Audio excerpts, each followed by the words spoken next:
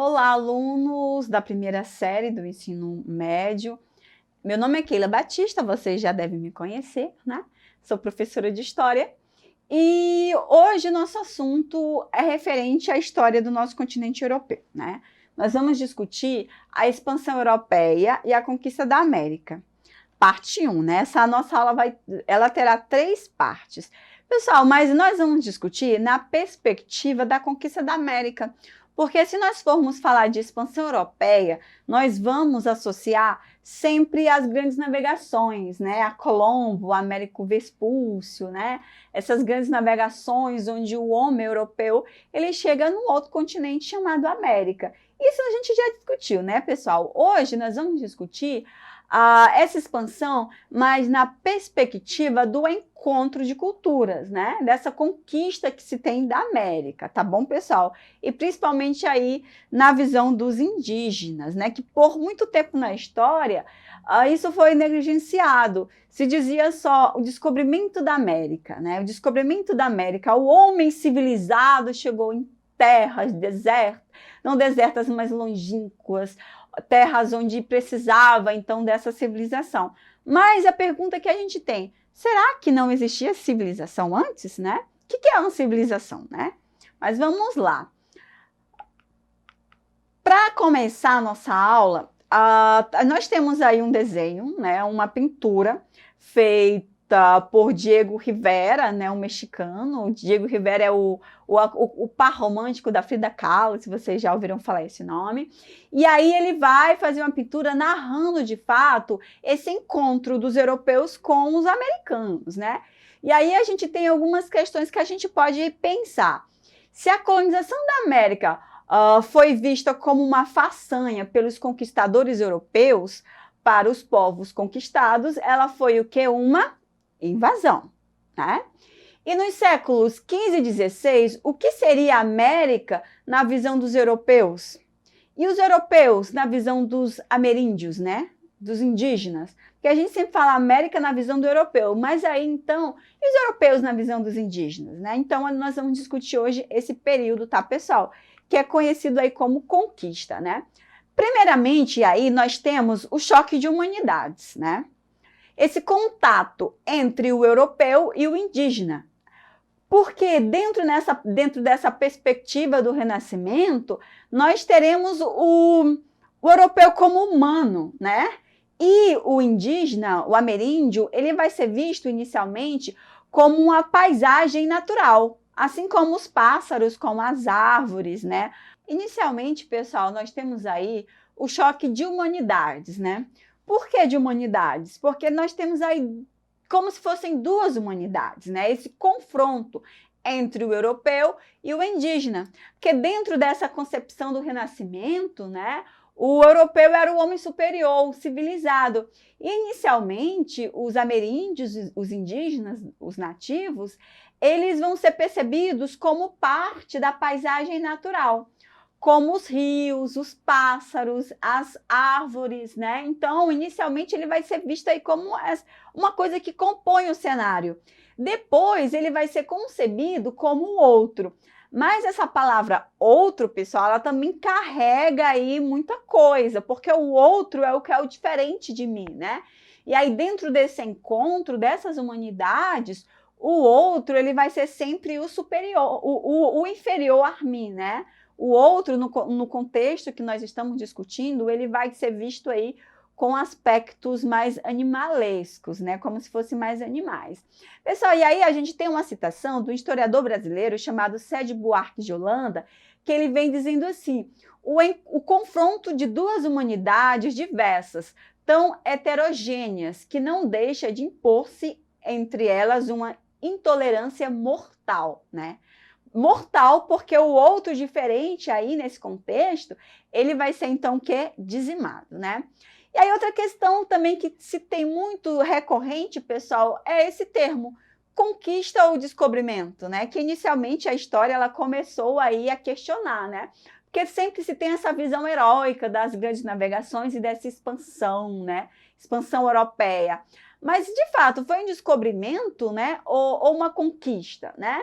Mais recentemente, os historiadores passaram a analisar a chegada dos europeus à América sobre novas perspectivas, valorizando a visão dos povos indígenas sobre o acontecimento. E aí, pessoal, a gente tem um autor muito conhecido, que estudioso desse assunto, chamado Todorov, que ele vai discutir sobre o outro, né? Esse outro, e sobre o massacre que veio aí para o continente europeu. Ele vai dizer assim, que o encontro entre o velho e o novo mundo, que a descoberta de Colombo tornou possível, é de um tipo muito particular. É uma guerra, uma conquista. De fato, nós tivemos aí, então, uma conquista, não um descobrimento. Eu não achei nada, né, trazendo a alusão, não tinha nada que precisava ser achado. Foi uma conquista de povos, tá, pessoal? Também, pessoal, dentro da história se questiona muito esses termos, né? Esse uso exclusivo da palavra descobrimento promove ocultamentos e concede primazias.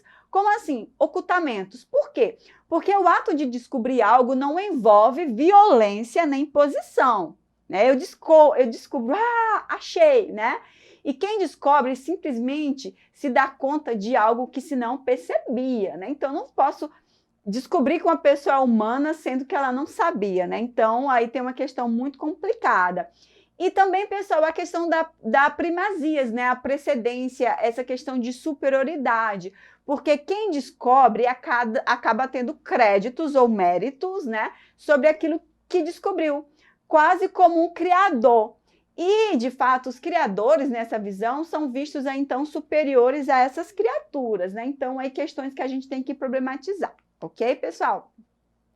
Como a gente disse no começo, né, essa questão de descobrimento ela está atrelada a esse pensamento renascentista, que o homem agora é o centro do universo, né?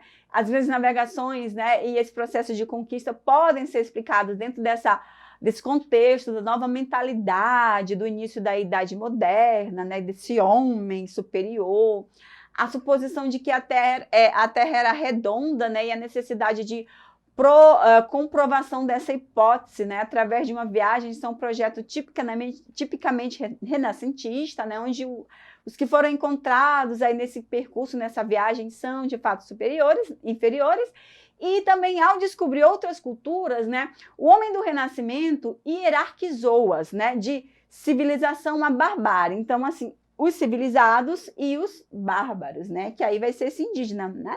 Mas o que seria civilização, né?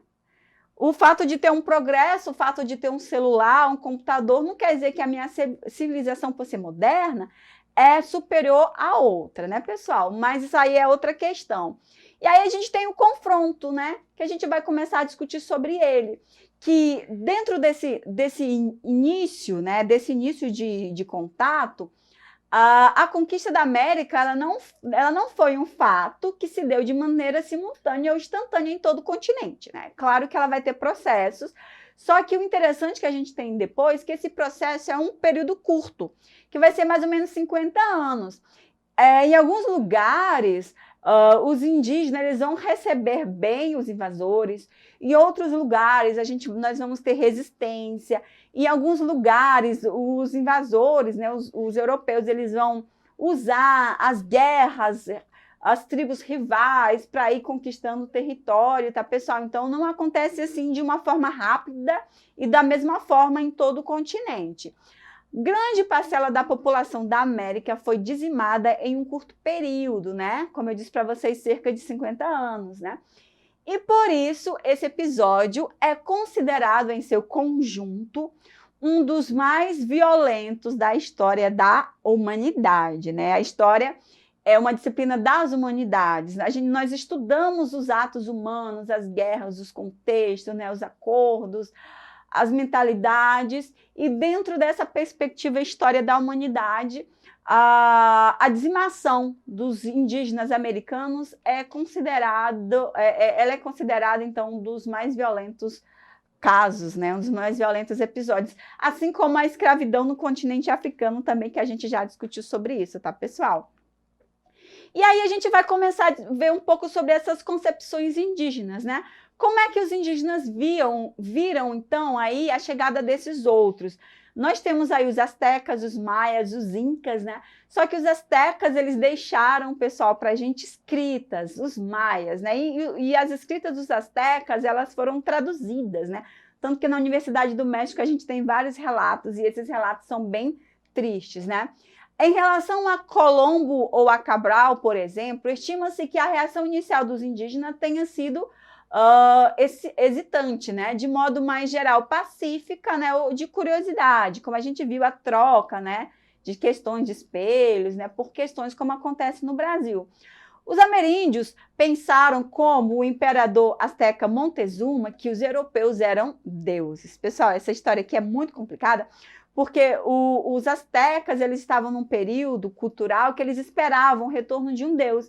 Aí, então chega o europeu de cavalo, né, montado num animal que eles não conheciam, com a armadura brilhante no sol. Eles acabam pensando que aqueles homens eram deuses, e eles vão oferecer oferendas, vão agradar, e os europeus vão se aproveitar dessa situação para entrar aí nessas civilizações, tá, pessoal? E aí, só para a gente terminar essa parte, porque a nossa próxima parte vai ser para falar de fato aí sobre essa questão mais pesada, a gente tem aí a visão de um indígena da conquista, né? Esse texto é um canto triste asteca que revela a visão indígena da conquista. Vamos ler então, pessoal. Nos caminhos jazem dardos quebrados, os cabelos estão espalhados, destelhadas estão as casas, incandescentes estão seus muros, vermes abundam por ruas e praças, e as paredes estão manchadas de miolos arrebentados. Vermelhas estão as águas, como se alguém as tivesse tingido. E se as bebíamos, era água de salitre, né?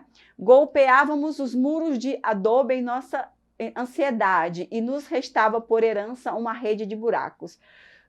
Nos escudos esteve nosso resguardo, mas os escudos não detêm a desolação, né, pessoal? Então, assim, tem outros relatos que mostram aí a quantidade de pessoas mortas, né? Quase um terço da população foi dizimada. E outra questão também é as doenças que esses povos trouxeram para a América, e esses índios não tinham aí resistência, né, do sistema imunológico contra aí essas doenças. Pessoal, para terminar, a gente vai fazer aí uma questão bem básica. Acabei de falar a resposta, vocês vão saber rapidinho, né? Podemos dar conta boa e certa em que 40 anos, pela tirania e ações diabólicas dos espanhóis, morreram injustamente mais de 12 milhões de pessoas, né? E esse trecho é do Bartolomé de Las Casas, que é um religioso que vai defender os indígenas, né? A espada, a cruz e a fome iam dizimando a família selvagem, aí do Pablo Neruda. As duas frases lidas colocam como causa da dizimação das populações indígenas a ação violenta dos espanhóis durante a conquista da América. Pesquisas históricas recentes apontam também outra causa, além dessa já indicada, que foi, né, a incapacidade das populações indígenas em se adaptarem aos padrões culturais do colonizador, o conflito entre populações indígenas rivais, estimulado pelos colonizadores, a passividade completa das populações indígenas decorrente de suas crenças religiosas, a ausência de técnicas agrícolas por parte das populações indígenas diante dos novos problemas ambientais, e a série de doenças trazidas pelos espanhóis, como varíola, tifo e gripe, para as quais as populações indígenas não possuíam anticorpos. Então, claro, né, pessoal, como eu disse, questão correta A, né, os indígenas não eram preparados aí para essas doenças que ajudaram aí nessa dizimação. Pessoal, não esqueçam de acessar a nossa plataforma, lá vocês terão acesso a essa aula e a outras. Até a próxima!